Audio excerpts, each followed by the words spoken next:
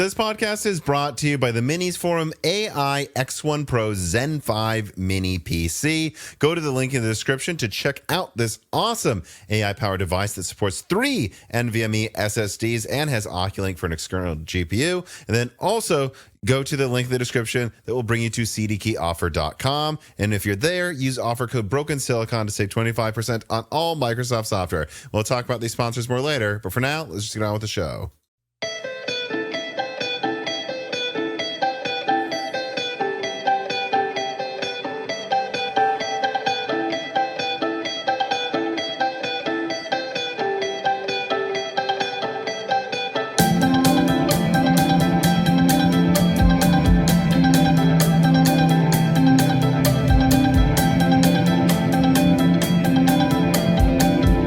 Welcome to Broken Silicon, a gaming hardware podcast. I am your host, Tom, and today I am joined by someone who's been on multiple times before. But of course, as I always like to do for completionist's sake, for those who don't know, who are you? What do you do? And I think here's an interesting question too.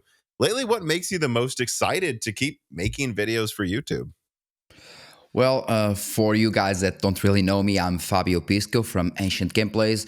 I do several types of, well, I would say videos, but sometimes, they are videos, of course, in video format, but I focus mostly on the benchmark side of things like GPUs, CPUs, and so on. And lately, in the past couple of years, I've been doing lots of software testing because it seems that people like me to do those things. So I also enjoy them, and that's what I do. I do what people like me to do. If I find myself kind of feeling like doing it because that's who I am. I just do things if I like them or if I think that my viewers will like them. Yeah, basically that's it. That's pretty much how this works. I mean, I know when I started my channel, it was like all opinion. And then over time, it turned into this thing where like, oh, if I can get a source, I guess I should include that in my opinion. And it turned more and more and more into kind of like news reporting over here. And I know you did a lot of stuff with and you still do, with it like evaluating drivers. But I've noticed more and more you branch out into testing and then kind of myth busting, I would say, too, on how stable some drivers are, how good they are, and features people are missing in every Nvidia, but especially in every AMD driver update, right? Yeah. I tried to branch out with the NVIDIA drivers reviews as well, but people didn't really like it that much. No. So if people don't really like it, there's no point in me doing it. So it's kind of a waste of time. But I kept doing things like, for example, the NVIDIA settings, explaining all the NVIDIA settings within the NVIDIA app and so on, the same way that I did for the AMD Adrenalin ones. But besides that, I still do all those things NVIDIA related as well, like benchmarks, like gameplays and so on. But that's about it, I guess. Mm-hmm. Now, which will be unsurprising here, considering all the recent launches, and this is all anyone can really wants to talk about lately, but let's just start with RDNA 4. Very plain question here. Shredbird writes in and says, with all eyes on RADEON lately, your channel, Fabio, is set to blow up, I think, in viewers. Keep making great content. And I have to ask, any major issues with the 9070 XT? How smooth has the launch been for you? And I want to just myself take that to go. How good or not good? How would you summarize the RDNA 4 launch at this point? Well, if we're talking solely about the launch, even though there was lots and lots of stock, the demand was really, really, really high, and stock wasn't enough. And I believe that's the only bad point of the launch of the RDNA 4 series. It's the amount of stock, even though it was a lot, and we know it. Mm-hmm. Like several stores, even in Europe, they had like 400 plus units, but the demand was so high that the prices just hiked, and we really need more stock coming. And from what I understood, the most recent stock came in like 2 or 3 days ago, and retailers are now getting more stock over the days that will come, and of course prices will get lower. But that's basically it. It's basically the price, I believe, the only bad point. As for the question that was made, no issues whatsoever. I guess everything's smooth. And I must say that, well, I had one issue. Actually, I had one issue. Was the only issue that I found was that Helldivers just wouldn't boot with a 9070 XT. Helldivers 2 just wouldn't boot. I tried it, just was a no-go. But besides that, I tested 50 games that I will release, or by the time that you guys are watching this video, it will be released already. And yeah, it was just working perfectly. And the 25.3.1 drivers regarding the 9070 XT, sorry, yeah, they're just smooth. I played games like the competitive games that people are always complaining about, the stutters and so on, the shader cache stutters. It is just basically smooth. Apex Legends, PUBG, Fortnite, everything smooth. So I believe that not only RDNA 4 is very aimed at gaming, which is great for those aspects, but the drivers are also very stable for the first ones. Mm-hmm. Quick Jumper writes in and says, I just love the overall vibe of the RDNA 4 launch. After years of GPU chaos and shortages, overblown marketing claims, and endless buzzwords about AI and ray tracing, AMD comes through with something refreshingly honest, a gaming card that's actually designed for gaming first. Sure, it has all of those other special features like improved ray tracing, hardware, and AI accelerators, but they are not the main thing. Yeah, I would say that as well. I mean, obviously, AMD is frame generation. Obviously, AMD can now do ray tracing fairly comparably to NVIDIA. But I liked that for most of the marketing, it was just here's a game, here's the frame rate it will run at, and we're not going to talk about 2 to 4x the performance over the previous gen. That's fake, you know? Yeah, and I actually agree with you. I mean, usually for the underdog, it is always better to just have a down to earth presentation, because people just won't expect that much, and when they get the product, they will be like, well, this is actually very nice, and I can actually get more of this than what AMD said. And that's actually a good support for AMD regarding their presentations. They can just go base themselves on that and then progress, because I believe that, yeah, the underdog should be really down to earth. And we saw that Nvidia, even the Nvidia fans didn't like the presentation, and they were like, bullshit, like 5070 equals 4090, where with its amazing amount of computer units, in this case it's not computer units, it's SMs, it's just impossible. And of course it was impossible. It was using frame generation. By that logic, I could use like lossless scaling and say that the 9070 XT was 4 times faster than the 7900 XTX with 10 times frame generation.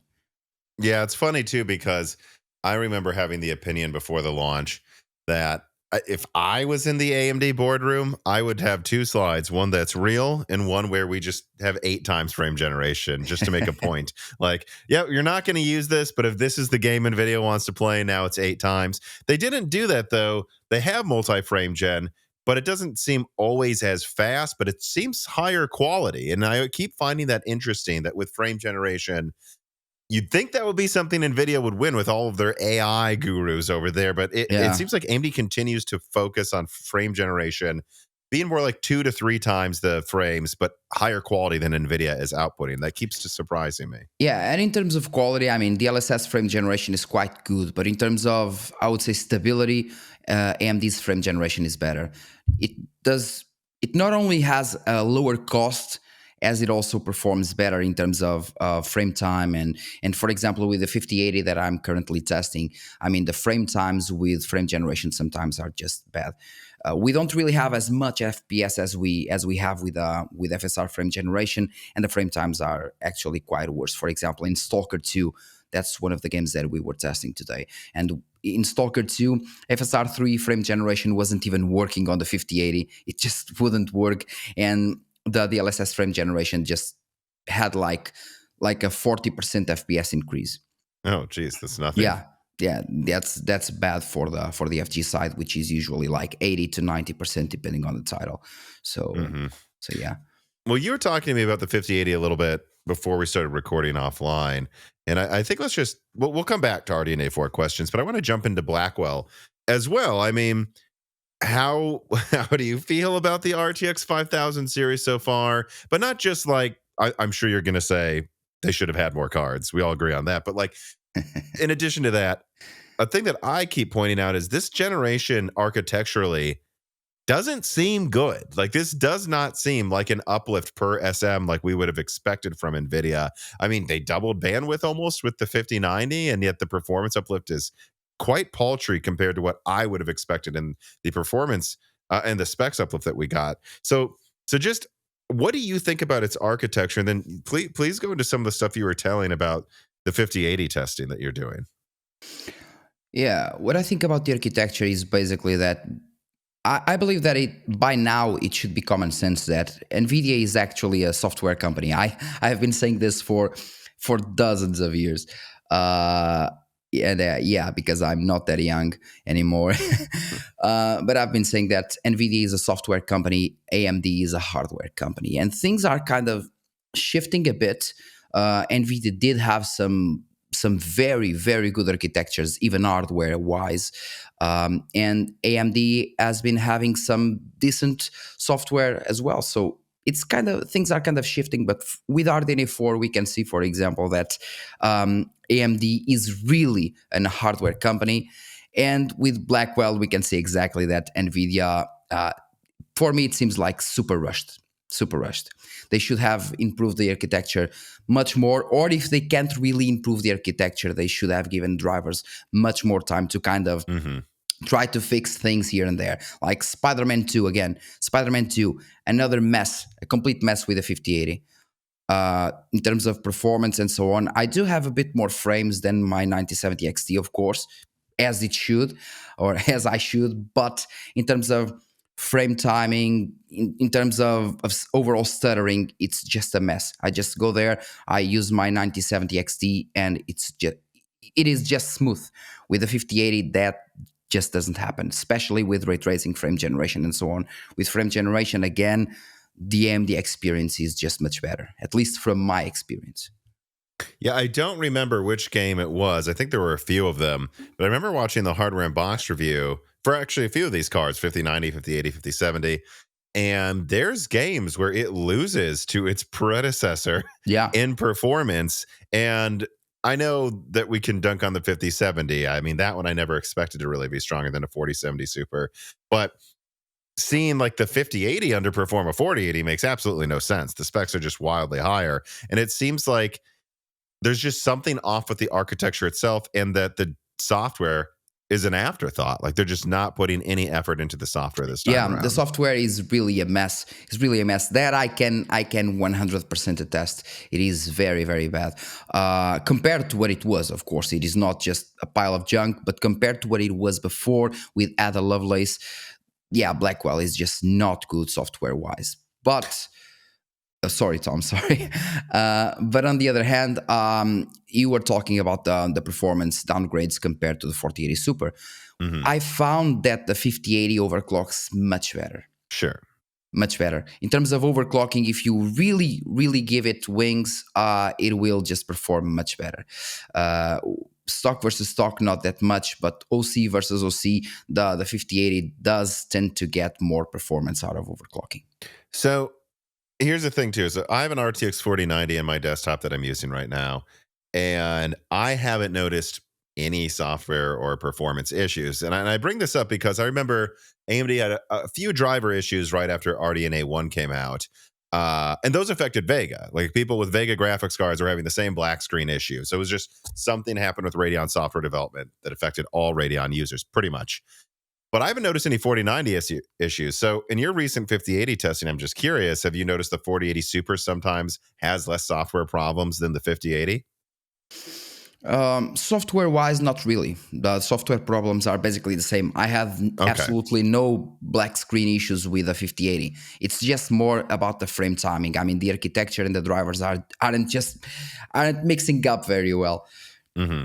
But the 4080 Super also has frame time issues in the same games or not? Not usually. Not usually. Right. So again, that tells me like, all right, so what's, because I'm going to be honest, the architecture doesn't look that different than Lovelace. It just looks like a bigger Lovelace, probably with slightly tweaked cache or something. And if that's the case, though, I find it odd it has problems when Lovelace doesn't. That's kind of like, what's a comparison I would make? Like the Radeon 7 didn't have more issues than Vega 64 because it's pretty much the same thing. Yeah, basically the same. 7 nanometers Vega. Mhm. Yeah. And so it's weird to see this where it is having issues. It makes me Yeah, wonder, that's why I is believe something it's wrong with it? yeah, that's why I believe it's caused by drivers. Hmm. There, maybe I don't really know because I didn't deep dive into the Blackwell architecture, but maybe there was something slightly different that driver wise didn't work properly, and now they kind of need to tweak it again in order to make it work. I just don't know.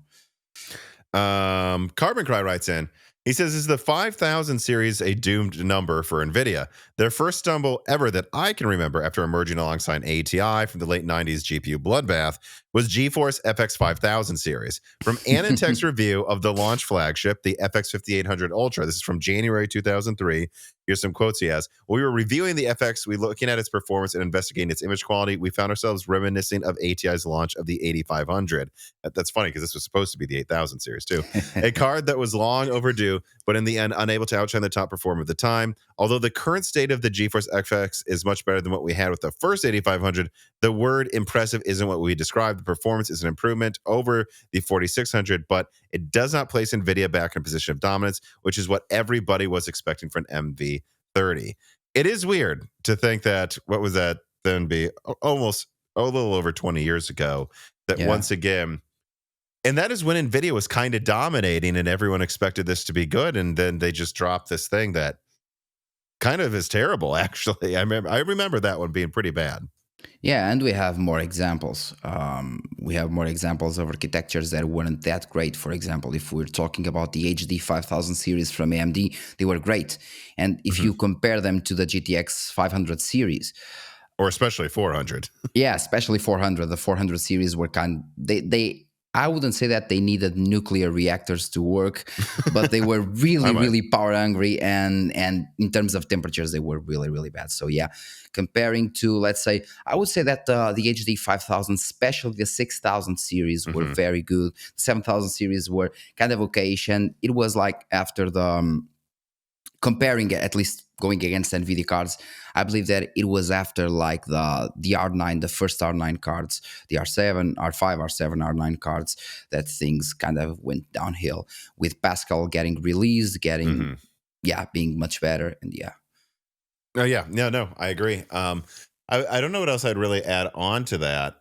Um, I guess, except that, well, I guess let me throw this question in here because I think this is what everyone's probably thinking right now. Because a lot of people think Nvidia has always been dominant, and they mostly have been, but not always. I mean, you mentioned 5000, 6000 series. AMD had over 50% market share during those generations. And I think a lot of people don't, maybe just we're doing this long to remember that, but it has been a long time where Nvidia has been dominant now. And a lot of Yeah. people are wondering if any of this is going to stick. Specifically, Chris Rich writes in and says, right now it feels like Nvidia mindshare amongst gamers is crumbling by the day. However, let's say that in 6 months from now, all Blackwell GPUs are easily available with many options at MSRP, ignoring tariffs. Well, we can't ignore tariffs because that might make everything above MSRP. But anyways, in such a scenario, would you expect Nvidia's mindshare to quickly return to normal, and would the damage be, or would the damage be more permanent? Do you expect Nvidia's mindshare amongst developers and OEMs to be much different to those of gamers? Mm. That's actually a very nice question. I would say that, generally talking about Nvidia, I would say that they would need to have drivers working properly as well. Basically, everything like it Hmm. was in the past for the mindshare to come back. This talking about the gamers, especially now since we're talking about everything going back to MSRP. If the 9070 XT goes back to MSRP, then Nvidia has no chance in price performance, which Mm. means that the mindshare would slightly change to the AMD side as well, especially since we now have more things like FSR4. And on the developer side, FSR4 comes into play as well, because many developers just didn't care about the FSR because FSR was much, much worse than DLSS. And they were like, well, if NVIDIA has the biggest share of discrete GPUs, or even the biggest share of GPUs overall, and FSR on top of that is quite bad, why should I implement FSR in my game? Hmm. I believe that most developers thought like that, or I believe it was the case. Right now, FSR4, as we know, is quite good, in between DLSS 3 and DLSS 4, I would say. And and yeah, AMD really has good price performance if prices go back to where they should be in terms of, well, we need better stock and so on. So yeah, even in terms of developing or developers, I would say that the Mindshare will slightly or will slowly start shifting towards AMD, I would say. So you're saying as long as the price differential remains the same, which I think is what we should say, because we can talk about them going back to MSRP, but who knows if tariffs are going to allow that to happen. The way I would put it is, as Yeah, long as AMD price difference, exactly. as long as the price difference remains like 30% different, I think AMD is going to have some real gains here in mindshare against Nvidia. I also like what you said about drivers, because it's funny. Blackwell has a lot of driver issues right now, but no one can buy it. So maybe no one's I don't know how much damage you're really doing to your fans if no one has noticed the problems. No one's suffering. Yeah. Exactly. But if they have a lot of availability, those driver issues better be done, because if they are not done by then, everyone's going to get one, or a lot of people will, and notice that it doesn't work. Let me see. Jensen Wang writes in and says, when people talk about market share for Radeon, should we assume everyone means desktop? Because that's the only market so far they really seem to compete in with their GPUs. Or should it be the entire market, including like system integrators, OEMs, laptops? So I would say it remains to be seen what's going to happen with pre-builts. And it kind of seems like the pre-builts with them so far are having trouble selling, at least as well as buying one of these graphics cards on your own. But I will say, I think AMD just made big friends with micro centers, mine factories, overclockers in UK. Like all of those more specialized PC hardware stores. I mean, I heard crazy stuff like some micro centers are doing $500,000 in sales day one because of this. And before that, they were doing very bad sales. So, but I wonder what you think about like how much AMD can gain with which parts of the market. Mm.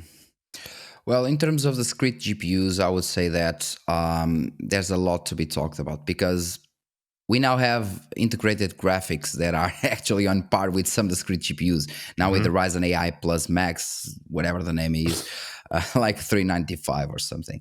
And I actually asked AMD for one of those to test, but I actually have to ask to HP, I believe. They will have the Z2, the mini computer, and that's very interesting. And now, since we're talking about something like 7600 XT level of performance on integrated graphics, it means that OEMs will be able to sell things much better, I believe, in terms of price performance. But we all know how OEMs are and pre-builds are. But generally, when we're talking about Nvidia versus AMD, yeah, most people just talk about discrete GPUs, because if we're talking about integrated graphics and so on, of course, Nvidia will have a higher margin because they have consoles, they have iGPUs, they have so many things, like the handheld systems. Just an example. Yeah. I mean, I don't know if you saw that leak I put out about Medusa Halo, but it seems like AMD is going from 256-bit from Strix Halo to 384-bit with LPDDR6, so even higher speeds with a higher bus width and 48 compute units. I suspect it will have a better architecture. I don't know how much better than 3.5 though. And with that, I mean, I don't think, right, we don't expect Blackwell to be replaced with a new generation for another year or so. So it's conceivable AMD could have something 40% faster than Strix Halo out to compete with Blackwell early next year. Were that to happen, I mean, I think they have a 5070 Ti tile, a 5070 tile, and a 5060 tile. And then Medusa Point down here competing with the 5050 or something. They have the whole mobile lineup, but I think we might need to stop thinking about dedicated GPUs from AMD, because clearly their strategy is just to make APUs. Yeah, I mean, they are kind of shifting more to the gaming GPUs right now, since they see an opportunity there, because NVIDIA isn't doing their jobs. So basically, they're going more for the gaming and AI market. And in terms of iGPUs, yeah, they're doing a very good job. And I would expect something like, 30% over, at least 30% over, because we're talking about an improved architecture, maybe something like RDNA 4 on integrated graphics. And on top of that, 8 more compute units. I mean, higher clocks and so on. So yeah, going from 256-bit bus to 384, definitely 30-40%. Yeah.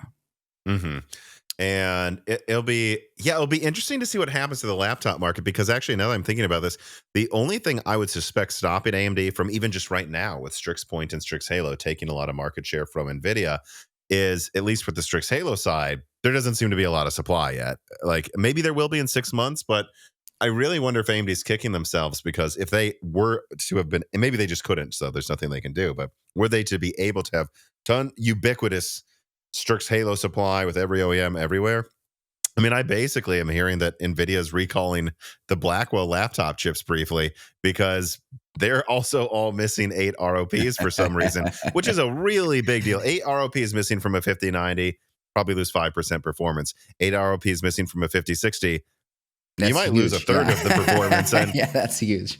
I just, if only AMD had that supply out there right now, because Nvidia, you still can't get Blackwell laptops.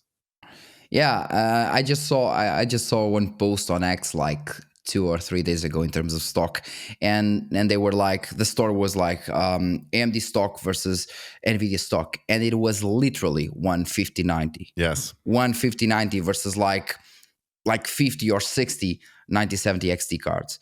Hmm. So so yeah, that's the ratio we have now in terms of stock. I would say, because of course AMD is using 4 nanometers, I believe, but at the same Hmm. time they're using GDDR6, which is much Yep. better. As soon as we go to GDDR7, if you can have everything done, but if you don't have one part, you can make the GPU. So you Hmm. have to wait, and that's how the thing works. Yeah, Even and if it's you have really enough dice. impressive, isn't it, that Jessie is excited that it's finally spring. She's excited to run around and jump in the yard. And you know what? I think this sponsor here will also make you jump for joy, and that is CDKeyOffer.com. CDKeyOffer.com is a long-term sponsor of Moore's Law Z that provides something I think the PC gaming community just needs, and that's reasonable pricing on Microsoft software. But they have other things too. They have games and other products that you can check out. And the reason we've worked with them so long is they are good to us, and they've been good to the community for pretty much the entire life of Moore's Law is Dead. And so I recommend you support someone that supports this channel. And you know what? If you want to, make sure you use offer code BrokenSilicon to save 25% on all Microsoft software, and Die Shrink to save 3% on everything else on the website. Again, using those offer codes helps the channel, and it also helps you save money on something that is already much more fairly priced than you can get elsewhere. Again, support Moore's Law is Dead at cdkeyoffer.com today.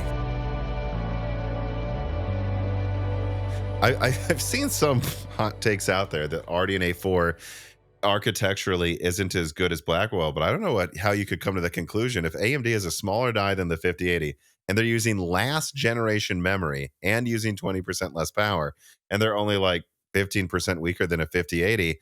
No, that's really impressive. I think that's profoundly impressive. I mean, imagine if AMD were to have some version of this eventually that uses GDDR7. It's conceivable they could beat the 5080 with a smaller die, and that's quite a coup that they were able to do this after, RDNA 3 is probably not quite as efficiently designed. Yeah, definitely. RDNA 3 was kind of how should I say it in English? It was kind of a prototype. I was going to Mm. use another expression, but but I don't really know how it goes in English. But yeah, it was kind of a prototype. A Um, beta test maybe for yeah, chiplets. kind of a beta test for the UDNA.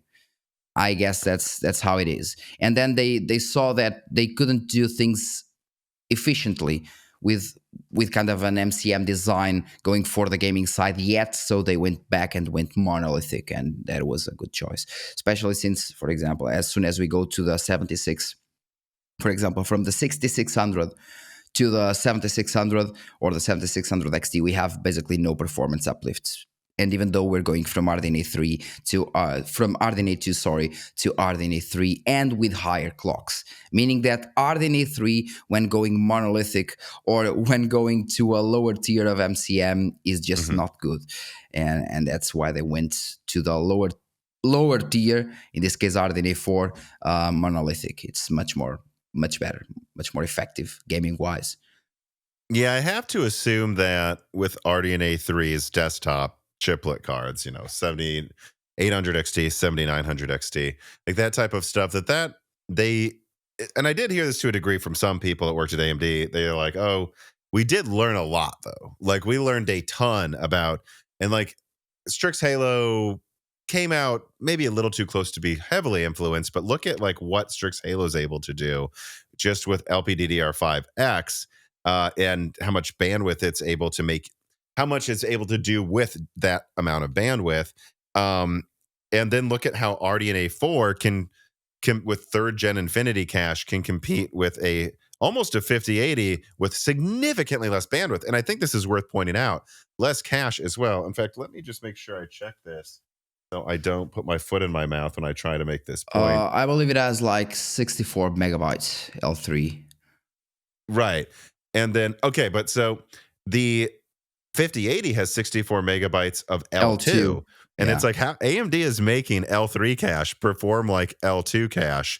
That's crazy. I mean, and they're using GDDR6 instead of GDDR7. That's just crazy. I mean, I bet they learned a lot from having to manage memory with RDNA 3 that is already paying dividends now. And I will say this, I've also heard that they're going to use chiplets probably next gen. So they're not done. Yeah. They're not done. They just took a break because I think they wanted to make sure when they do it again that it's done perfectly. Yeah, the same way with Ryzen. With Ryzen, they couldn't take a break because they had no money to take a break. With RDNA 4, it's a different thing because the CPU department is definitely handling some money to the RADEON group. So yeah, I would say that you're completely right here. Definitely. Quick Jumper writes in, I've been looking at RDNA 4's implementation of ray tracing, and it's fascinating how AMD approached the hardware acceleration. They've added dedicated hardware for ray transform operations and implemented a specialized 128 kilobyte ray transversal cache for each pair of compute units. The design seems incredibly thoughtful, offloading geometry transforms to dedicated silicon while using the local cache to handle BVH transversal more efficiently. I'd love to see a deeper technical dive into how these specific architectural choices compare to NVIDIA's approach with their RT cores. AMD seems to be making really smart design decisions that help them close the ray tracing gap while maintaining efficient design. What is your take on the specific hardware additions and how they might influence RDNA 4's real-world ray tracing performance moving forward?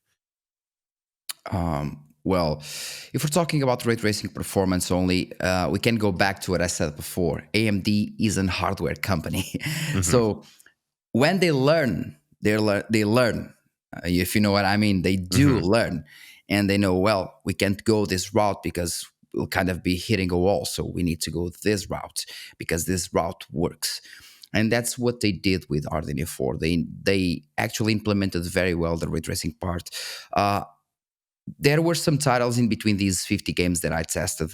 1440p ultra wide with the 9070 XE. There were some titles that I was really, really impressed with the performance. There were some others ray tracing wise that the performance was, I was like, well, compared to the XTX, we have way less compute units and we still have considerably better ray tracing performance, which is nice. But there were some titles that I remember running with the XTX. Ray tracing wise, they were like a pile of crap. The performance was just so bad. And when I went back and used the 9070 XT, I was like, well, we only have 64 compute units, much less than 96, of course. And this is running fine. This is running fine. Put FSR 4 here on this game, and we have quality, and ray tracing is running fine. One of those was like Jedi Survivor, I believe. And even with FSR 2, I was just messing around with the performance, and I was like, well, this is running very nice. The other one was Hogwarts Legacy. I just went in, tested the ultra settings. Well, firstly, I was testing the game and I was like, well, this is running fine. Let me see the settings. And I was like, well, this is running ray tracing ultra.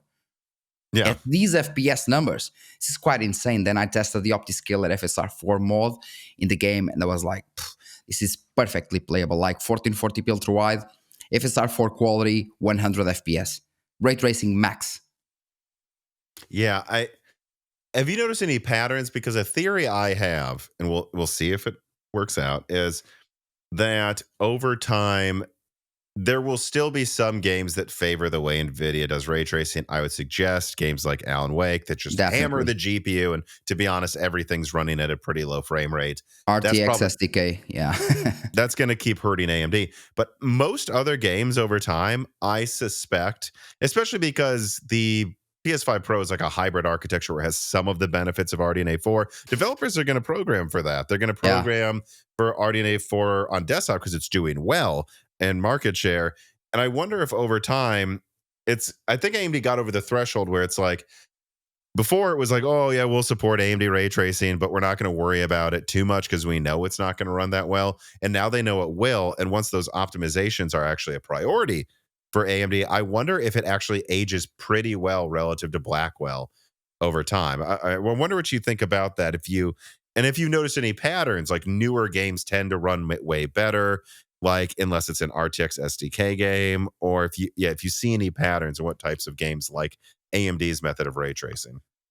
Well, in theory, it should kind of age better. Yes, but again, in theory, because we all know how the market works. Sometimes we've been having this conversation for like the past 10 years. Well, but consoles will then optimize for AMD cards, and then the game hits computers or the PC, and we see, well, but where is the optimization for the AMD card since the game is built for consoles? And we all know how it is. Now, in this case, AMD kind of has the upper hand in some scenarios. And in terms of gaming, I would say that, let's say in terms of ray tracing, I'm looking up here, like Silent Hill. I didn't test ray tracing, but for example, performance-wise, RDNA 4 was much better with much less stutters, and overall compared to RDNA 3, Marvel Spider-Man ran very, very well on RDNA 4. Even in terms of ray tracing, I was surprised. Better than the 5080, believe it or not. Jeez. Yeah. We have more games. And that's a console game too. Yeah, we have more games. Even like Final Fantasy ran well.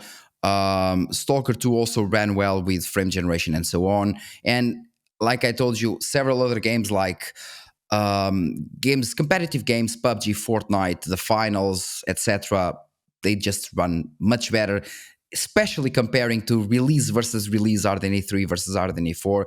RDNA 4 is just much better on that regard. And with Blackwell having some issues in some games, yeah, I would not pick a 50 series card. Yeah. Yeah, that's the funny thing too, isn't it? I can't help but think, like, I see these questions like, oh, should I wait for this? At what price do you think it's fair to get Blackwell? And it's like, look, if you need CUDA, a lot of used 4080s are selling for like $1,500. So if you found a 5080 for $1,200 and you need it for work, who am I to tell you not to get something you need? But for the most part, I don't know that I can recommend Blackwell. Like, why would I recommend it? Like, you'd be better off trying to find a last gen Nvidia card for cheaper, or trying to get a hold of an AMD card, because they're just not good. They just have issues. Yeah, even not considering the prices, yeah. NPU cards are just, or in this case, Ada Lovelace cards are the way to go generally. And if we're talking about CUDA, I just read some news like 2 or 3 days ago that AMD is bringing ROCm to Windows finally. I don't really know when, nobody knows, but they are working on with it. AMD, it could be in a year, or they could surprise us on Friday night and go, it's here. Yeah, exactly. But they're bringing it, and they're talking about some translation layer to CUDA being official as well, and that would be a big hit on the Nvidia side. Well, definitely. Yeah, if they do that, that removes one of the final things where you can argue you have to buy Nvidia. Yeah, we heard about Zluda, I believe. Zluda, or I don't really know how to pronounce it. Sounds right. Yeah, Zluda. Yeah.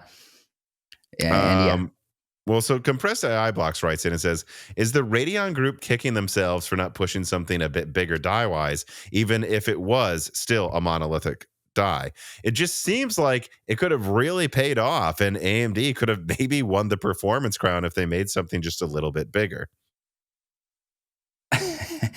That's a nice question. I myself believe that we should have something like 80 compute units on RDNA 4. Like 80 compute units tops. We don't really need 96 or something, or 104 like it was supposed to be. I believe 104 or something with a top RDNA 3 card, which should be like the 7950 XTX or something like that. 80 would be fine, but at the same time, I can understand why AMD didn't do it. Firstly, because of stock, because they have more dies, more silicon just for the 9070 and 9070 XT. And they have smaller dies, like as big as the 7800 XT, I believe, more or less. So they can sell it. Even if they go and decrease prices, they can still make profit out of it, and still sell loads of them. And I believe that's why they did what they did. They could maybe, or again, AMD wasn't working on it, but knowing AMD, it's like I said, they can just come up on a Friday night and say, well, we now have a 9080 XT, guys. Something like that. And we all, okay, well, bring it in. Let's see what it can do. But yeah, I don't think that will happen. I would say, well, actually, I'll tell you this. Are there people I've talked to at AMD that wish they made something bigger? Yes, absolutely. We all know about big RDNA 4 being canceled. I mean, I heard there was anger when they canceled it. They had to be convinced it was the right decision because the engineers worked on it. So, like, literally, do they regret it? Even if they think it was the right decision, yeah, they all want to make a big, strong card. They're engineers, they're dorks. We want to make the big thing. It'd be like asking a car engineer, do they want to make a sports car? Yeah, they do. Of course they do. That's because that's cool. But at the same time, I have to say that even if they want to, look at what's going on with supply. Should AMD really make something as big as even a 4090 if they could make two 9070 XTs? Exactly. It's not even about the price. They could make two of them because the die is smaller. I don't think they regret that at all by now. What I will say is, because I keep seeing people going, oh, I hope they make something bigger. I hope they make something bigger. And I keep hinting and hinting and hinting that I've heard about something crazy. The thing I've heard about is, if they do what I've heard, trying to make something that competes in the high end without it being that much bigger. And people are free to speculate on how they would do that. But that is also what I think they should do. Like, if they can make something that beats the 5080, and by the way, especially with 32 gigs of RAM, so they can pretend it's a 5090, like, they should do that with the similar die size to now. They shouldn't make something as big as a 5090 because they could never make enough of them, right? So what would be the point? Definitely. That's why I told you, like 80 computing, it stops. And I would say, or even 72, like the 6800 XT, that would be enough. Going from 64 to 72 with 32 gigabytes, I mean, it would be enough. Just give it like 400 watts of power draw. Let it suck. Not... well, why not? The 5090 uses 600 watts. I mean, who cares anymore? Yeah, just let it consume the power like 400 watts, 400 and something watts if the user wants to. Give it 32 gigabytes, and yeah, it will definitely just perform at least on par with the 5080 in games where the 5080 performs well. So, because already sometimes it matches it, not usually, but sometimes. Yeah, the same way that the 5080 matches the 4080 Super in some titles. Yeah. Well, what I think people should think about, though, is what if they could do this with just faster compute units? Like, there is N4X. I mean, what if they could just clock it so fast that they have the same size die? I think that would be, we'll see. Yeah, we'll see what happens. That's a possibility, but I mean, I can see my 9070 XT just with a slight undervolt and only 350 watts. And when I say only, of course, lots of people don't want that power draw. But when I say like only 350 watts, because it can go higher, like 400 watts. There are some versions that allow you to go 400 watts. And I can see the card constantly over 3 gigahertz, like constantly. I have games where it goes like 3350 megahertz, like almost 3.5 and that's gigahertz. The highest you've seen? 3.4. This actually helps me because of the stuff I've heard. Like, what is the highest you've seen? Around 3.4 gigahertz, like just with undervolt. And at 3.4 gigahertz, does it consistently beat the 5080, or is it a tie? Usually it is. On the games where the 5080 doesn't perform that well, I would say that it is close. In some others, still quite behind, because you just can't really clock the computer units to the moon and expect them in some games, depending on the game engine, of course, to kind of do the same performance as more computer units, or in this case, more SMs for the Nvidia card. So yeah, just not happening. The same for the 9070 XT versus the XTX. Those extra computer units, What so if it hit 3.6 gigahertz, do you think it would beat the 5080? Nah. You don't think it would take more bandwidth too? More. It's not about the bandwidth. It's just, again, about the computer units. There are some game engines that are really really starved for real hardware raw power, while others you can just see the 9070 XT now kind of beating or matching the XTX. So yeah, even with like 32 compute units less or something. Mm-hmm. So you think even 3.6 gigahertz, 40%? What if it got like 40% more bandwidth though? Do you think that would probably make up for it? In some scenarios, Yeah, there'd I probably would still say. be some times where it's weaker Yeah, though. in some scenarios, it would be able to do it, especially in scenarios where we need a lot of bandwidth to kind of refresh the VRAM, like when you're using 4K textures and so on. In that scenario, it would definitely help. Because, for example, when testing Space Marine 2 at 4K or even 1440p ultra wide, and then you kind of put in the mix like 4K textures, and Space Marine 2 will consume already like 14 gigabytes. Then on top of that, you put FSR 4. And on top of that, you put frame generation and the bandwidth and so on. Everything goes nuts. And sometimes you can see some texture popping here and there because the bandwidth is just not enough. And more RAM though would help with Yeah, that. more definitely. That's why So if they did all of those, then that's what it would take to beat the 5080. that's why I was telling you about the 80 computer units, 32 gigabytes. That would be insane. Yeah. All right. Sad XTX999 writes in and says, "What's your opinion on no reference coolers for the RDNA 4? The renders they showed off looked pretty good. So what's the point of making them if they weren't actually going to make them?" Well, I'll give my opinion on this one first. I heard we know someone has a picture of not even a render, a real picture of the reference cooler recently Yeah, leaked. China. Yeah, so it's out there and they made it. But my understanding is, in my experience, like the reference cooler is there because it's done first. And so if they were to have rushed this out last year, I think we would have gotten the reference cooler. But I think they waited so long that AIBs were like, let us use our own coolers. That's my guess on what's going on here.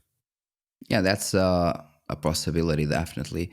Another thing that I think about is, again, the availability, the dies, everything. If they are to make their own models, they have to sell it on AMD website generally.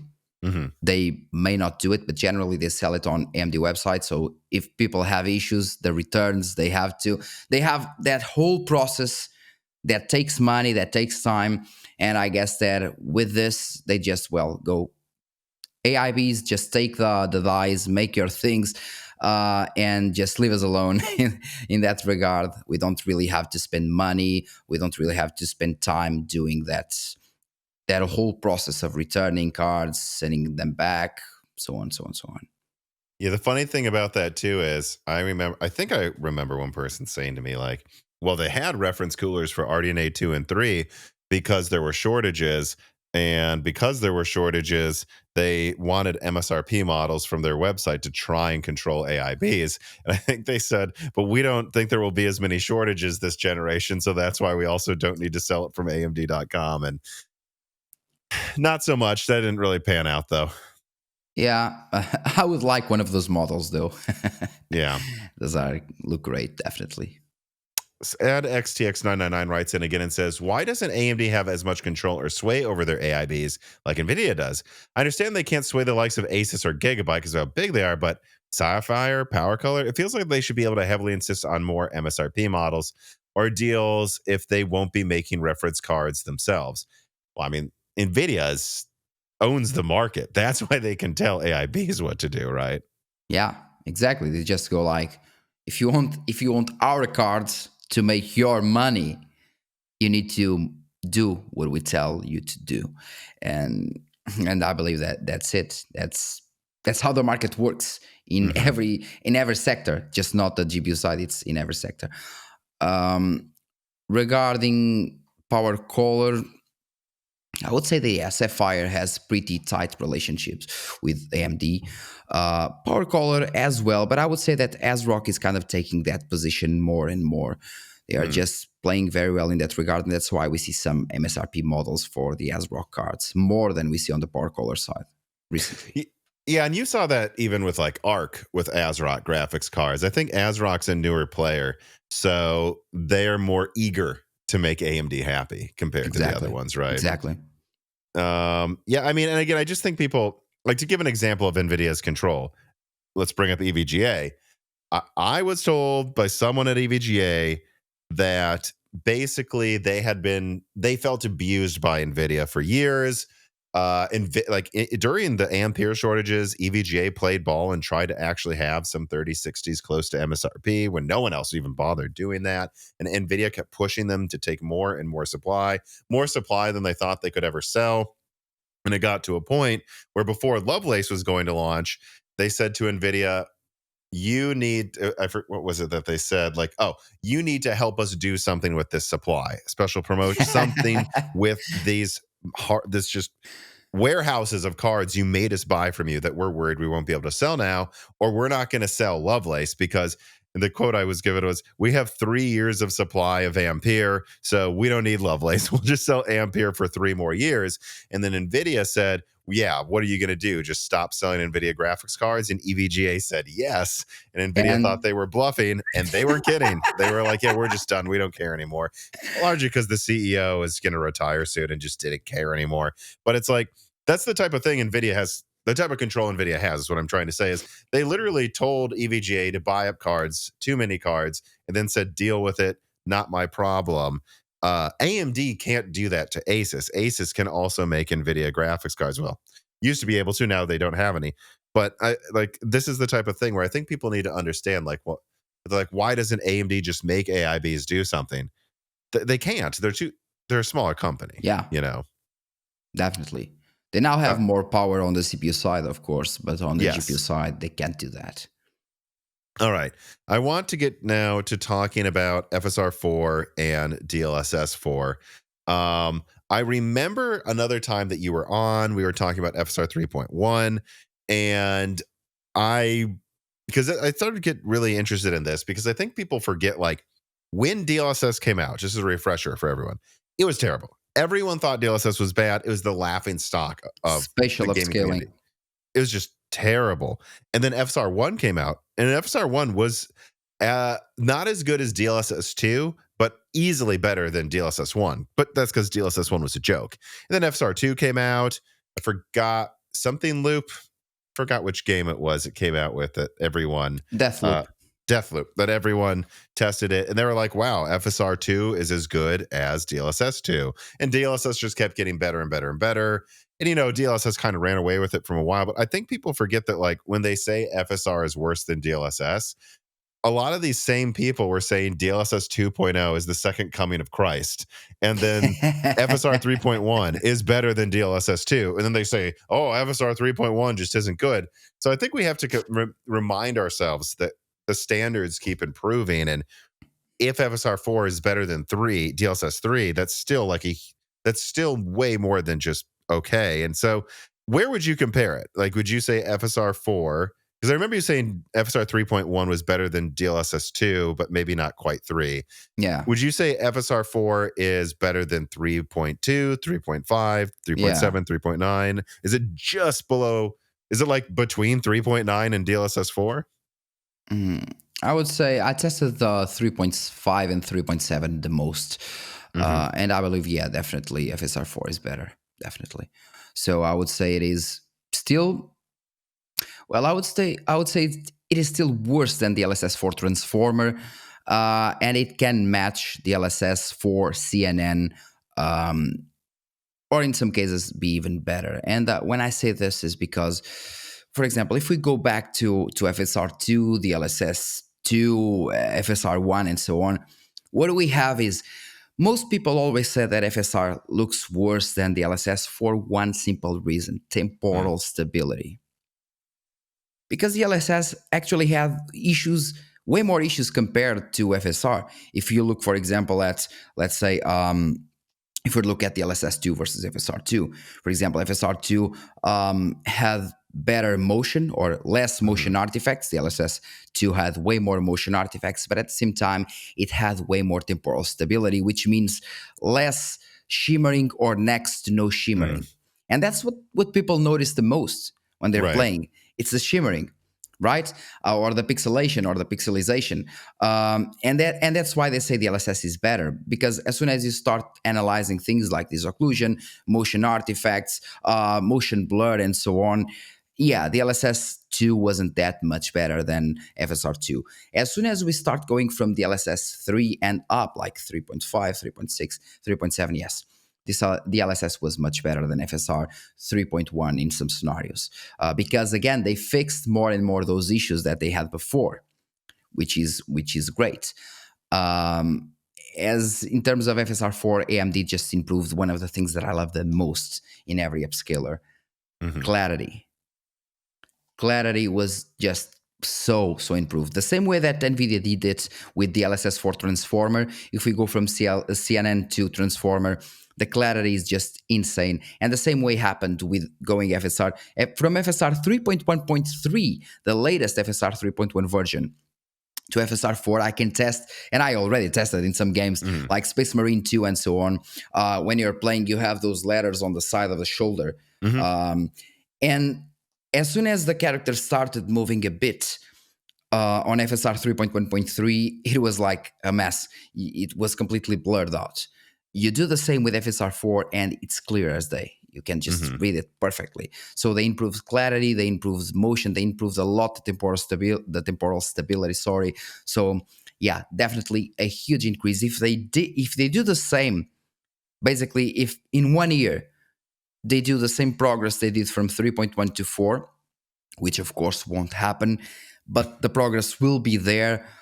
It will soon, very, very soon, just really be close to the LSS4 transformer, if not better.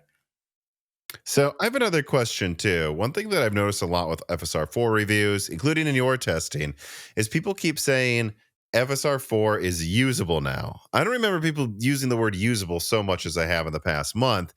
Was that not true before? I mean, wasn't it usable before? Like, I think and the reason is that, like I kind of was saying previously, like when we say usable, it's like, whoa, whoa, whoa. We were all saying DLSS2 was good, FSR2 was close, FSR 3.1 was a little better, and everyone said DLSS2 was more than usable. So what is that selling FSR4 a little short to say it's usable now? I mean, it's been usable for a while. It's much more than usable, right? Or why do you think everyone's using that word right now? Yeah, again, I believe it's because of the temporal stability. Because in some case scenarios, in some games, not every game, but in some games, if you go like DLSS 2 versus FSR 3.1 in terms of temporal stability, DLSS 2 is still better.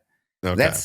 That's only about it, temporal stability, and that's where those games that really had a bad temporal stability, like lots of issues with shimmering, that's where it wasn't actually usable. And as soon as we go to FSR 4, we have better clarity, but most of all, we have much better temporal stability. So we don't really see the shimmer. And if we don't see the shimmer, it is definitely usable. So it's like maybe it was in a lot of games, but the fact of the matter is there were plenty of games where it still looked a lot worse. And you just think, and tell me if I'm wrong and how I'm characterizing what you said, but you're basically saying FSR4 now, there's no scenario where it's not good. Whereas before, there were still plenty of games where Yeah, I it's mean worse there than are other there are games. there are some issues here and there, and there are still some camera movements. They need to adapt the algorithm and train more the AI and so on. For example, it is interesting. I tested some scenarios where you're moving the camera like Hmm. this movement, like a faster movement. There is no shimmering, but as soon as you start moving the camera slowly, the shimmering appears. So it is not there all the time, but there are some scenarios where they need to train the AI a bit more. But yeah, definitely very, very good. Much better than the FSR 3.1 ever was. So, Hmm. so yeah, in some games, even where FSR 3.1 was good, because the implementation was good, FSR 4 just takes it to a whole other level. Hugo Ander Kiwi writes, and it says FSR4 is an extremely impressive accomplishment, I feel, given that it is AMD's first attempt at a machine learning upscaling, and no doubt the collaboration between AMD and Sony helped. It is arguably superior to DLSS and as well, not quite to the level of the new transformer model of DLSS 4, from what I can tell. Was this the level of quality you were expecting, or has FSR4 surprised you? I'll admit, surprised me. This was better than I was expecting. Yeah, me too. I was hoping for something better than FSR 3.1. I wasn't hoping for something this good, especially in terms of clarity. Yeah, Hmm. they did an exceptional job here. Sad XCX999 writes in yet again and says, why would FSR not be ready for RDNA 3 or 3.5 around the launch of their APUs? This is just speculation on my part, but timeline wise, it just seems like FSR 4 would have been in development well into RDNA 3. It was. It would have started being tested on it. If it's a matter of making RDNA 4 look better with new exclusive features, I guess that could be a thing. But the better performance of FSR on the new hardware would have been enough, I feel. Having it ready for both at launch would have been better for Mindshare. So I do know as years ago they were talking about some sort of FSR 4 that they were testing on RDNA 3. Obviously, we see PSSR probably is using something that gets, whether it's from AMD or not, achieves what it's doing in a similar way to how RDNA 3 would achieve FSR 4 like quality. Um, but my suspicion is they just kind of dropped everything because there would be two branches because there's different hardware, how they would do this. My suspicion is there's a branch of FSR 4 that works on RDNA 3 and 3.5, but they just wanted FSR 4 to be perfect for RDNA 4 on launch. And they just, that's my, I wonder what you think, because I just think they just said, you know what, whatever, it needs to be perfect on this one before we worry about the previous generations. Yeah, according to Hardware Unboxed, it uses FP8, and Hmm. according to the slides that I have, it uses FP8 as well. So I would say that they definitely can port it to RDNA 3. They can use like FP16, but again, higher precision, so more performance taken. But I mean, if people are using XESS, which performance-wise is much worse than FSR 3, I don't see why people wouldn't use FSR 4 on RDNA 3, even with the performance loss. So Hmm. I'm pretty sure it will come in the slides that I have. There is one slide showing RADEON image sharpening 2, and it is actually showing, I believe it's RADEON image sharpening, yeah, and it is showing RADEON image sharpening and FSR 4 running on the 7800 XT. Now, I don't really know if that's just the naming, the software didn't have the name yet for the 9070 Mm. XT. That might be a possibility, but it was definitely saying there 7800 XT. So yeah, I guess they already have it working on the inside, and they are seeing if people or they're trying to sell more RDNA 4 GPUs firstly, and then when they have kind of the market more settled down, they will then say, well, here it is. Like, you have it for RDNA 3 as well. It isn't as good quality wise, maybe, or it is as good as the RDNA 4 version, but of course the performance impact Like a is also 20% uplift instead yeah, of 30, something like yeah, that. Yeah, I definitely. mean, I know someone that claims that they got a hold of some beta software, and in actually, I guess it's safe for me to say this, in Monster Hunter Wilds, they were able to get some machine learning version of FSR 4 running on RDNA 3, and it just, and the person said it looked significantly better Yeah, than definitely. FSR 3.1, but it didn't seem to have as much of an uplift as you're usually seeing with the RDNA 4 version. So I kind of think in beta it already would probably work in some games if they like would give us the drivers to implement it. I just think it's all, again, I suspect it's almost done. They just wanted FSR 4 on RDNA 4 to look perfect at launch because they wanted a perfect launch. And they knew that after that, they have the time to make it Yeah, perfect on the other ones. yeah, that's also a thing, definitely. And And in the PS5 Pro uses int 8 to get to DLSS yeah, 3.5 that's level what the quality. APUs So have. The NPUs, yeah, NPUs. They most of them use int 8, so that's why they did what they did, I guess. But yeah, PSSR is much inferior compared to FSR 4, and that's why the next generation will use FSR 4 or maybe FSR 4 point something when the next consoles just drop. So this piece of content is brought to you by the Minis Forum AI X1 Pro. This is a Copilot empowered AI mini PC that includes a lot of interesting and unique features compared to its competitors. It has a built-in mic for hearing you when you talk to Copilot, a dedicated Copilot button so that you can activate it quickly. The RX 9070 XT looks set to provide strong competition for Nvidia's RTX 5070 series. And it also has a fingerprint reader for added security that also makes it easy to unlock and do things securely on it.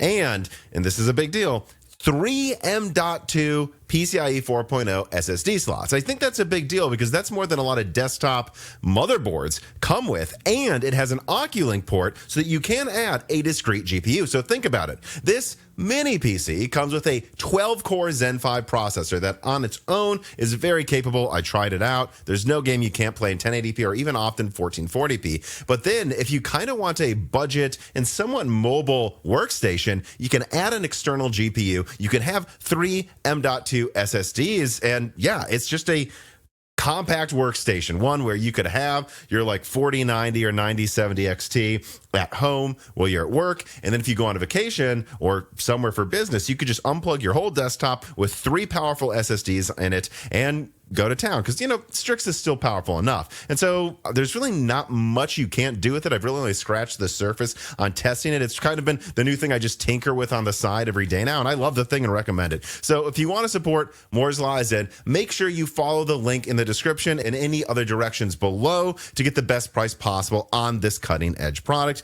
Again, support Moore's Law is Dead by checking out the minis forum AI X1 Pro today.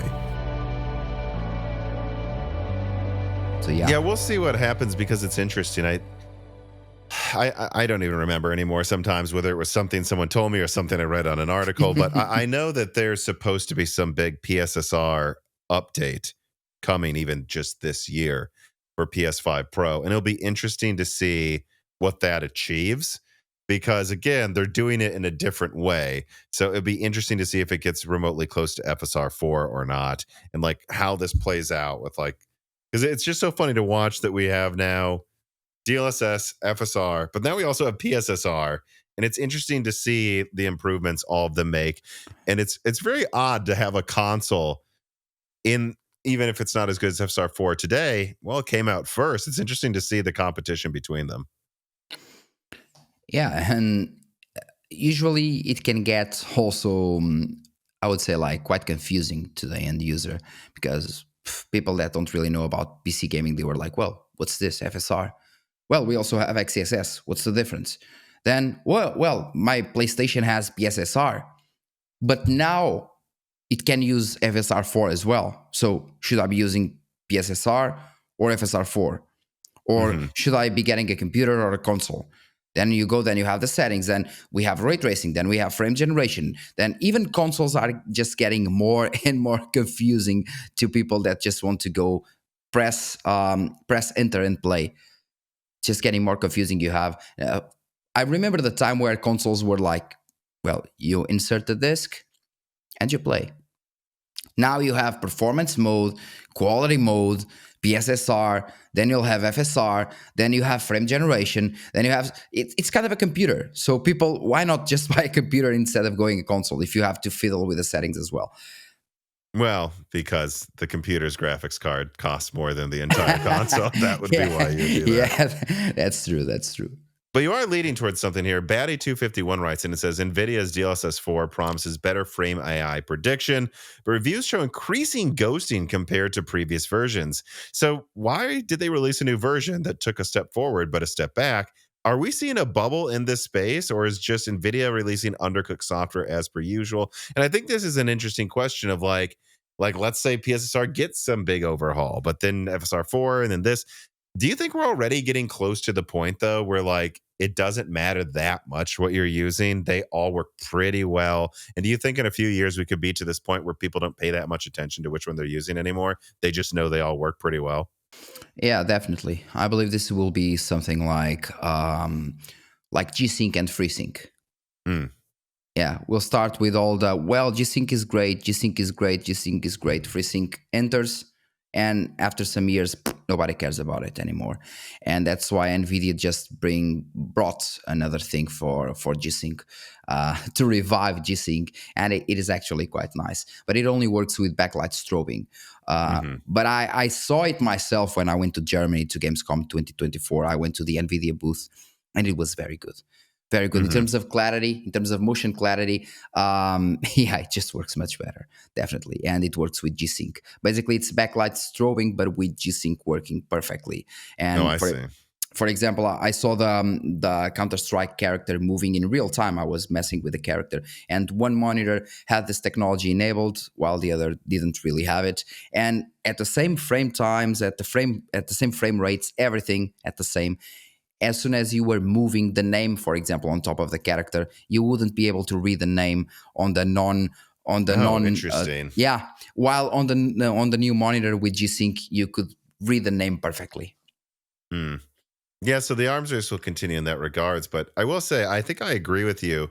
I had a developer on, or I have him on multiple times a year, Brian Heemskirk, and a point he's been making for years is he really does think DLSS and FSR is going to become like G-Sync and FreeSync eventually, where like sometimes one's better, but like Oh, for the most part, people don't pay attention.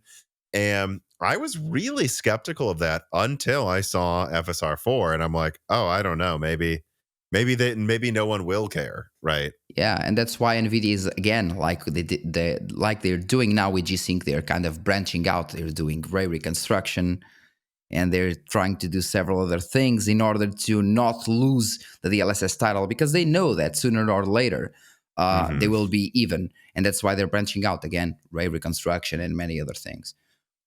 Hugo Anderkivi writes in and says, I just bought an RX 9070 XT as I refuse to pay double the price for a 5080 for slightly better raster and sure, considerably better ray tracing. But this is pretty much the performance level I was after. And what further sparked my decision was the potentially higher prices down the road due to tariffs, inflation, and other measures. And that I could potentially miss out on greater prices right now. In the European Union, the Nvidia cards are upsold compared to the AMD counterparts, and you're paying a solid premium compared to the United States, it seems. The cheapest competing 5070 Ti is 35% more pricey than the 9070 XT. So for me, this was a no-brainer. But does my experience reflect what you're hearing from your sources about a change in mind?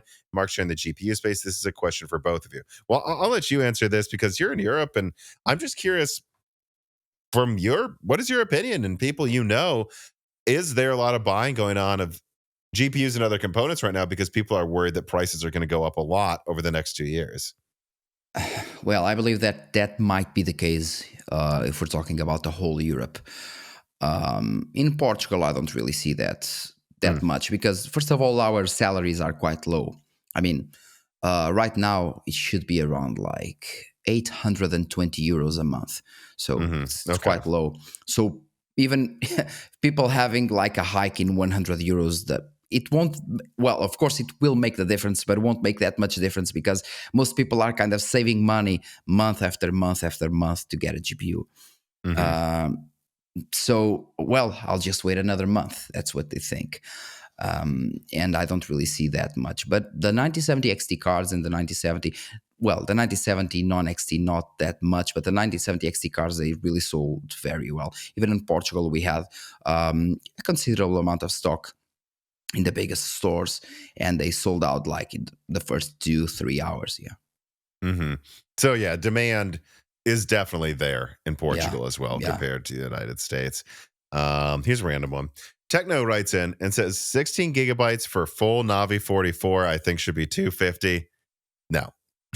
I don't think they're going to charge 250 for a 16 gigabyte 9060 XT, do you? No, that's not going to happen. I would say like 299. We will. I mean, I think we'll be lucky for that. We'll see. I mean, Yeah, I was going to I say think 399. I was That's going my to guess. follow. Yeah, I was going to follow up like 299 when the prices come down after a while. But yeah, definitely launch at 399 or if we're lucky, like 349. Maybe I could 349. I would actually be pretty excited because I think the 9060 XT is supposed to be between 4060 Ti to 7700 XT performance. So you give me something around a 7700 XT, but with 16 gigabytes of RAM for $100 less than that used to cost. I think that could be actually a pretty large seller. Yeah, and if going a bit lower with only 8 gigabytes, the 299 mark would be nice. It's kind of an entry level. That's the thing is I would say if it only is 8 gigabytes, they can, but I don't think anyone should charge more than $299. I think you just make more 16 gigabyte cards at that point. Yeah. I mean, I myself, I wouldn't even sell a card with 8 GB. I mean, it I shouldn't be agree. allowed nowadays. It's the bare minimum. It's like 10 GB, like Intel is doing with the B570. Hmm. Yeah, I don't know if we're quite to like what it was like with the 6500 XT, but I would say 8 GB now is almost as bad as 4 GB was in Even 2020. worse.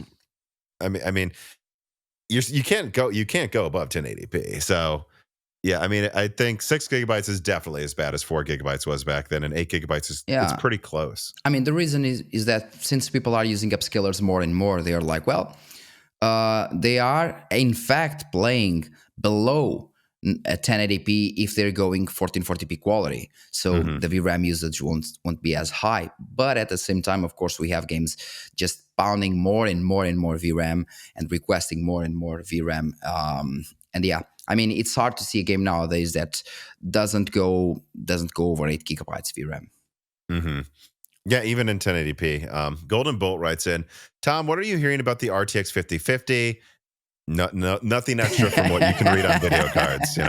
Will there be a TI? I don't know. What possessed Nvidia to act? I honestly, I don't pay that much attention to the 5050 rumor stuff. But his question is, what do you think this means that they might launch a 5050? Because they didn't launch a 4050 to desktop, and I would say that means they're probably finally running out of 3050s to sell, and that's why they're Exactly. launching this. Exactly.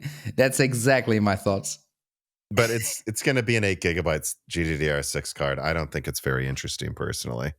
Um, let's see. Vagabundo de Conflanzo writes, and it says there's a ceiling to upscaling, meaning it's not too long before FSR and DLSS are indistinguishable from each other. At that point, the competition will move to algorithm performance and latency cost, I think. How do y'all see the future playing out in terms of this battle? Can AMD win the latency war with its compute unit and cache design? Do you think there will be an additional boost when their APUs are RDNA 4 and everything CPU, GPU, memory, AI blocks are so close together? Maybe, but I will say if RDNA 4 APUs come out, they would be about to launch their desktop RDNA 5, I would guess. And it would be what would be really impressive is if Medusa Halo uses RDNA 5. That is when everything would be the same. But I don't know if that's going to happen. But what do Yeah. you think like the next war is in uh what is it features for these companies? And do you think Nvidia has a latency advantage right now or not? Right now, I don't really think so. With RDNA 4 being monolithic again, the latency was and is much better than it was with RDNA 3. And now we don't really have decoupled clocks, I believe, with the shader and so on. And the engine, they are basically the same. And I mean, it's so hard to predict these things because suddenly someone comes up with something like the same way that Nvidia did with the DLSS, and the whole market shifts entirely for the next couple of years or for the next 10 years in this case.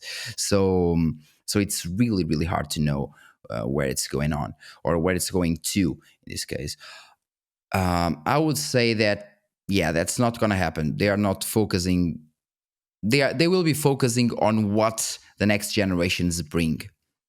Mm-hmm. So not precisely on just one thing or two, like, well, let's make our game engine just focusing on latency because that's what we like. That's not going to happen. They will see like, well, these two new architectures, they are bringing this and that. We are now building a new game engine. So let's maybe focus on this or that because we can take advantage from this. And if we take advantage from this, the performance increase will be great. And people buying our game will say that our game is optimized and we can sell more. Yeah, maybe. Yeah, I've long thought that like the Holy Grail. This is a spiel I've done probably 100 times now on 100 podcasts, but like that if Nvidia can just get a checkbox, it seems like AMD kind of tried to do that with Hyper RX, just didn't really work out. But like if Nvidia could have a checkbox where they combine frame generation, dynamic resolution, DLSS, and the idea is the card knows your max frame rate, it knows the GPU you have, and it just dynamically does everything. So if it sees you have a 6090, it's not going to use frame generation because it knows you can hit 240 hertz and 4K. But let's say you have a 6080, maybe it goes, okay, well, we're going to switch DLSS from quality to balanced. and then the 6070. We're going to also now turn on frame gen, and then all of them have a dynamic resolution with DLSS. Like clicking a button and it decides for you when to Yeah. add extra frames, like and when to choose a resolution. If they could make that actually work, which sounds really hard, that would be a feature that I think, especially to casual gamers, would be huge. Well, lossless scaling just did it with with their adaptive frame generation, the most recent update. People have been asking me for days to make the video, but I've been really with lots of work to do, so I still wasn't able to make it. But yeah, basically just go there, you select your FPS targets, and the software just works automatically. It will just basically use 2 times frame generation or 3 times frame generation automatically in order to achieve that FPS target. It will just change. And does it set it or does it switch? Like, might it decide mid gameplay to switch from 4 times to 2 times generation? It adapts itself, like from 2 times to 3 times. As soon as for example, you have a 120 hertz display, and you have a base frame rate of, let's say, like 60 frames. So you have 2 times frame generation. But let's say that you go into an area where you have a dip to, let's say, 40 FPS. Then the software will adjust, for example, from 2 times to 2.5 times or 3 times frame generation in order to achieve those same 120 FPS. That's quite nice, quite nice. And it now can do also the opposite. It can go below 1 time, which is one of the things that I asked THS, which is the creator of lossless scaling, before. I asked them to do that, and he said, well, for now I can't really do it. But with the adaptive mode, it works. Meaning that, for example, if you want to reach a target of 160 FPS, but you already have 120 FPS base, you just want those extra 40 FPS generated. You don't really want to go back to 80 in order to do the 2 times. So with the adaptive mode, it also works with modes below 1 time. So if you're having 120, it will still generate the amount of frames that you need to compensate and go to the 160. And this is like an aftermarket software or mod. This yeah, isn't... $5. Okay. Oh, wow. But so that's interesting. So someone's just trying to do it on their own. And you haven't tested it, but from what you've seen or heard, the thing I would worry about is like latency judder. Like, because if you adjust down, like, I would be worried that it might go, oh, we decided to turn on frame gen. Now my latency is worse than if it was higher. It keeps the latency consistent as well. Yeah, it is pretty consistent, especially if you don't really go much above the 3 times. The latency is quite good. And we're talking about a software that generates basically just everything that you have on your screen. So it doesn't really have access to motion vectors and so on. Oh. It's just basically, I could be doing like this recording and use lossless scaling to make you go 60 or 120 FPS. Just works. Yeah, unlike ray tracing. But yeah, that's really interesting. So I guess we'll see what happens. But my thing is, if AMD or Nvidia could get that to work, and with all of their other tech, and like, hey, throw in Radeon Chill as well, like have that taken into account. Like, once you just make that the final package and make it work flawlessly, for me, that would be just a huge selling point. And that's why so many people use HyperRX, even though I think it's crap. So lots of people use it because it's just a one click. You just go to the software, to the Radeon software, click HyperRX. It can now basically know if you have FSR enabled in the game or not. Okay. So basically, if you have FSR, it won't enable RSR, which is considerably worse since it uses the FSR1 algorithm, basically spatial upscaling. So it knows that you have FSR inside the game, so it automatically turns off RSR and lets you keep FSR, which is better. Then it enables Radeon Boost at the same time. It enables Radeon Anti-Lag, basically a one-click solution. And that's why I once spoke to AMD and I told them, like, why? Why do you keep investing money on HyperRX? I mean, it's just basically several features connected at the same time or with one click. And they were like, well, because lots of people use it. I was like, do they? And they were like, yeah, we have lots of users using HyperRX. And I was like, yeah, okay, that's fine. That's surprising, isn't it? Because like, how often does AMD advertise HyperRX? That would mean people are just finding it in their drivers and they're like, I like the sound of that.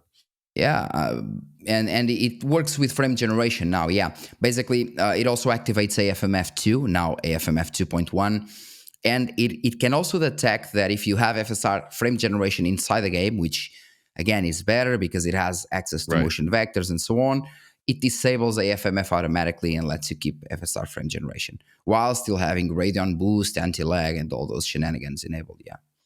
Yeah. So, okay. So it sounds like they know that then that this is a feature war that they're already fighting.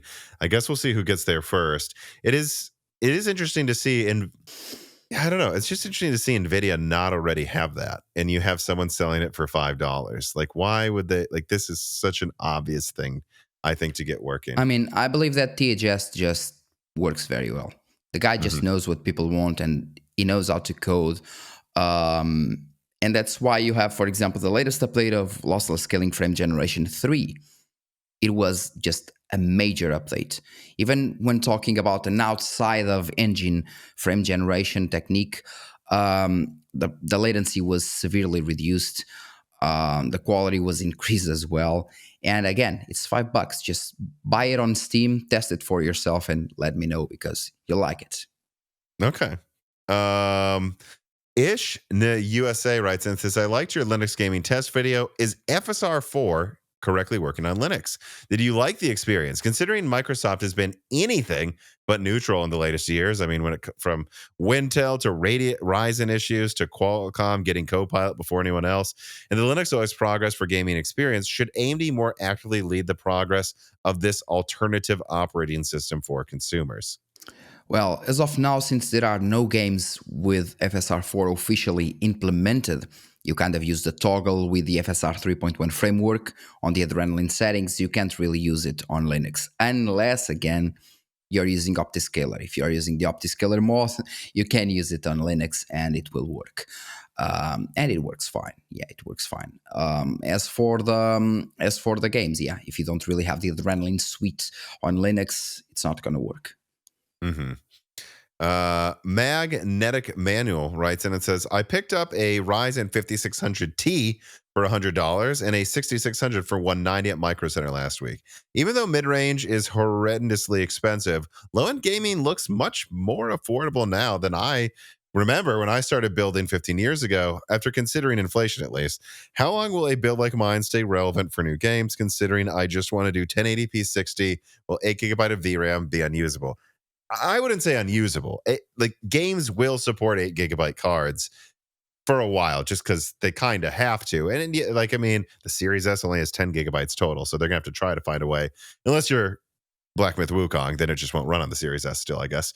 But would you agree? I think like if all you want is 60 hertz, all you want is 1080p, yeah, it'll probably do that for, I would say, at least till the end of this console generation. Yeah, I don't really know about the 5600T. I don't really know what's that. But if it is Vermeer as well, it should be fine. Let me see. 6 cores, 12 threads, as you can guess, 65 watts. Yeah, I think it's desktop Zen 3. It's not an APU disabled. Yeah, if it is definitely a desktop one, it should be fine for the 6600 since it has PCI Express 4, so that's fine. That's another thing. It does, yeah. Yeah, that's another thing bad for the low end GPUs that they now only have 8 lanes. So I mean, it's so bad. It's some people have some really old CPUs or some old motherboards from AM4. They only have PCI Express 3. So mix PCI Express 3 with only 8 lanes and then put 8 gigabytes VRAM only, and it's a complete mess. Yeah, I mean, I would say if you have a PCI 3.0 motherboard, get a used old graphics card. That is the performance level you want until you can afford to move to a more modern system. Yeah, definitely. Otherwise, go on. Sorry. Yeah, I would say that just otherwise, just buy everything used. You are just much better. Alu Vaiti writes in and says the wafer cost of each node is growing almost exponentially, and the nodes don't scale like they used to. I feel like we're reaching a point where a new node is not economically viable for many applications, and only high margin products like AI accelerators can justify them. The small uplifts we saw with the RTX 50 series will become the new norm, I bet, despite gamers and reviewers expecting over 20% improvements at the same price. GPUs and CPUs will become more like TVs, where you can occasionally buy one because your old TV broke down rather than getting a meaningful improvement at the same price point. For computers, it's already happened in the normal consumer market, where users mostly buy to replace or requirements change. Put that in contrast to the 90s and the early 2000s, where you even needed a new computer every couple of years just to browse the internet without freezing. Right, but also the internet works a lot better than it did in the 90s, to be fair. Yeah, so I don't know. I want to know your opinion on this, but I don't personally think it's going to get that bad. I think that there will occasionally be big performance uplifts in a generation, but that when there are, they're probably going to cost more, like Lovelace. But I think we're going to keep getting 15 to 30% more performance every generation still for the I next hope so. couple of gens. Do you disagree, though? Well, I hope so. I don't really know if that's gonna be the case, especially until we get some breakthrough and we change things to like UV or to like graphite or something completely different in order to be able to actually sustain more performance growth. Because the physical limitations are getting there. But yeah, in terms of if we're talking about the market and so on, I would say that, well, it's a good thing that we now have more foundries or going more foundries going to United States. I believe TSMC will build like 20 billion investment or something in the United States, and we have Intel finally, or at least it seems that they are finally getting their breakthrough as well. And I don't really know why global foundries are just playing the banjo on the background. I don't really know why. They were pretty well up to like 12 nanometers, and then it just disappeared. Yeah, I mean, and we have to hope that Samsung gets its act together, because they're kind of falling apart. Exactly the same. Samsung really had like, I mean, I believe that there's, how do you guys call it, the success rate of the yield. The yield rate. Yeah, the yield rate, exactly, was very bad for Samsung from what I've read. So yeah, they need to get better. And as soon as we start getting that market on the point where it should be, I believe that things will get better in terms of the die price, because the wafer and the die price will just keep getting more and more expensive if we can only rely on one foundry, in this case TSMC. In Taiwan, yeah. I mean, I think this is a thing to be concerned about. Although I would say, I mean, people will not stop talking about the price of eggs, but at the same time, eggs haven't gotten better. I guess there's now brown, fancy eggs you can buy at the grocery store. So some of the eggs have gotten better, I guess. But for the most part, eggs haven't changed for the past 100,000 years. Well, yeah, they did, because let's not get into evolution. For the past 100 years, the chickens. Yeah, for the past couple hundred years, eggs haven't gotten that much better, and yet the price increases. So if what I would suspect, and not right away, I think the next gen or two is still going to be large performance uplifts. I think 2 nanometer is going to be a big deal. We still don't have 3 nanometer gaming cards anyways. Like, we're going to get some good stuff over the next 4 years. After that, I would guess, look, your graphics card breaks after 5 years. You're going to go get something 3 gens newer, and it'll probably be like 50% faster instead of 3 times faster. But, I guess, it's kind of comparable to a TV, but just remember, like, at least it's better. It's not like you're just replacing, a stove that isn't really any better than a stove your grandparents had. And remember that with eggs, you can just have chickens and you'll have eggs. With with the dies, you can just have a foundry in your house. It just won't work. So that's the fact that the fact that the price even sometimes goes down is kind of crazy, considering the technology, I think. Yeah, the precision is just insane when you really think about it. Just how it is possible. How many billion transistors do you have in this tiny thing? Really, really impressive. And they don't even, I remember John Petty saying this when he came on Broken Silicon, that they don't even know the amount of transistors. Like when they put around this many transistors for like GB200, 202, they're serious. They don't know. Like they're estimating the amount of transistors. It's so complex. Their engineers like are doing their best. They put it on a wafer and they're like, does it work? If it doesn't, they do something to try to get it to work, but they don't even know exactly how many transistors are on there. Trial and error. Yeah. So if you're getting a $190 graphics card, I mean, I don't know. It's kind of crazy that we can even get that anyways. Yeah, definitely. I mean, technology is also evolving, but I mean, everything evolves around technology. So if technology just keeps getting, price hikes every like 5 years, everything will get more expensive, and that's not the way to go.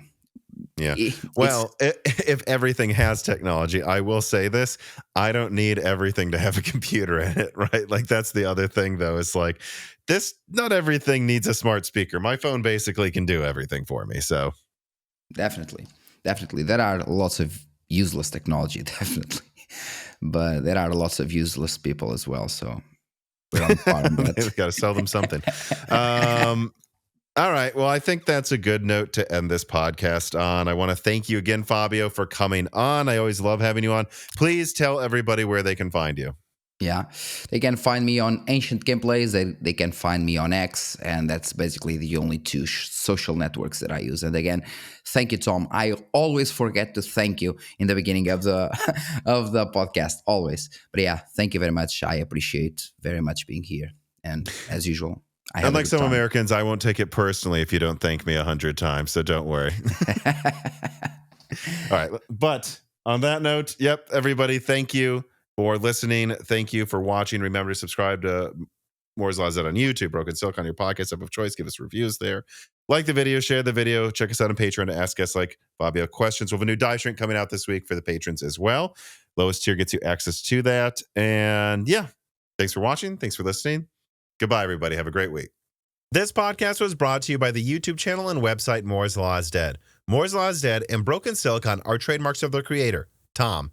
That guy is me, and I am indeed the creator, editor, writer, and showrunner of Moore's Law is Dead podcasts, videos, articles, and other media. However, it's not just me. Moore's Law is Dead is a team, with Broken Silicon co-hosted by my brother Dan, audio editing by Gerard Cortez, renders being done by the industrial designer Jean-Philippe Clermont, and special assistance is also provided by Carmen Cry and Carrie Nosugad as well. Find all of our information at www.mooreslawsdead.com on the About/Support page. In the event you do want to hire me for consulting work, hire Gerard for audio work, hire Jean-Philippe for industrial design work, or you're interested in working with Carbon Cry or Carrie Nosugada as well. You can also find our long-term sponsors on that page if you want to show them some love for putting food on our tables. Or you can also mail us some love. You can send letters or hardware donations to the following address: Moore's Law is Dead, P.O. Box 60632 in Nashville, Tennessee, zip code 37206.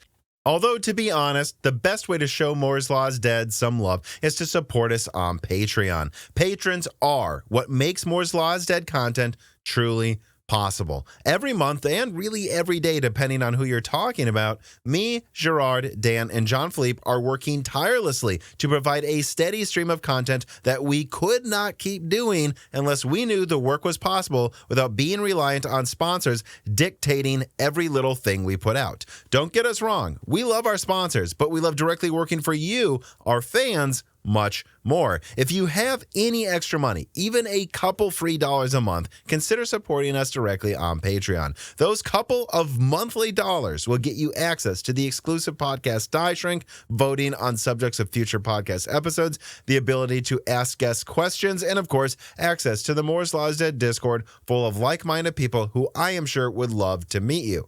I am one of them. Additionally, higher tiers get access to early, ad-free episodes of Broken Silicon, the ability to ask questions in all Broken Silicon episodes and Loose Ends live streams ahead of the recording, and the entire back catalog of Moore's Law is Dead podcasts, in addition to having thanks in the credits of videos and podcasts depending on the tier, with other perks available as well. And hey, If you cannot afford to support us directly every month, please do share Moore's Law is Dead videos and podcasts with friends and family and on social media and websites like Reddit. And give Broken Silicon a 5-star review on Apple Podcasts or your preferred podcast app of choice. All of this does really help us so much. But like I said, this podcast would not be possible without the patrons directly providing predictable and reliable support every month. And so now it is time to give a personal thanks to the greatest of the fans. The following supporters are at the 10 gigahertz or higher supported levels: Brad Medlin, Drita Foles, Z Jits, Daniel D, Deke, Nicholas Buckner, Aaron Close, Jan Rauner, Daniel Hyde, MJB1, GZ Ziggy, Toka, SNES Chalmer, Jared Ferriero, Velcom Alev, Jensen Wang,